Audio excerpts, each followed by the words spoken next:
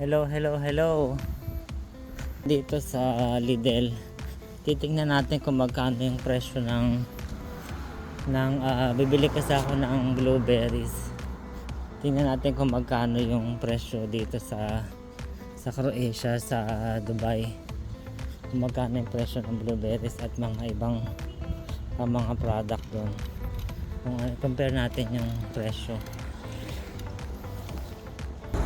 Dito na ako sa parking, palapit na ako sa entrance ng Lidl. Ayan yung Lidl. Yan yung grocery store dito na malapit sa bahay namin. Kukuha muna tayo ng basket. So nandito na tayo sa loob, mag-iikot-ikot muna tayo. Ang dami mga tinda dito, mga sweet, coffee. Ayan yung kape dito, iba-ibang variety. Gusto ko ng kape na to, yung Jubilar na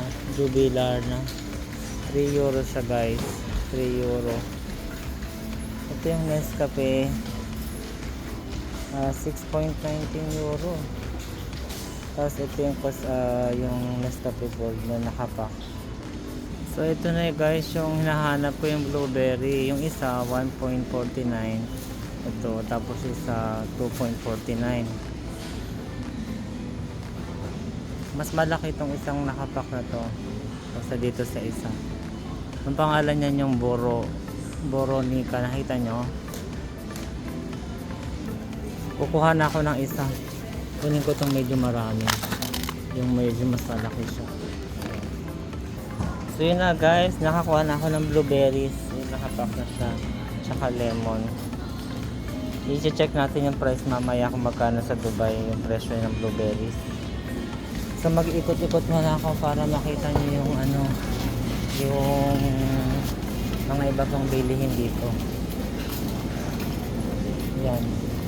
Naghahanap ako ng broccoli, hindi siya available dito ngayon. So ito na nga yung mga pinamili ko. Ayan, may watermelon, may waffle, may saging. So yun na nga, nakabili na ako ng mga kailangan kong bilhin. Ito pala si Jimmy. Yan yung kasama ko sa trabaho. Pero syempre siya ngayon 6 to 2. Tapos ako kasi 10 to 6. Yan yung Lidl. Pauwi na kami ng bahay. Yan. Ito yung labas. See you na lang in next vlog. Bye.